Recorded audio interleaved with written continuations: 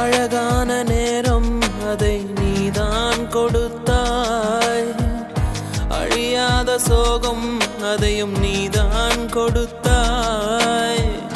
கண் தூங்கும் நேரம் பார்த்து கடவுள் வந்து போனது போல் என் வாழ்வில் வந்தேவானாய். ஏமாற்றம் தாங்களையே பெண்ணே நீ இல்லாமல்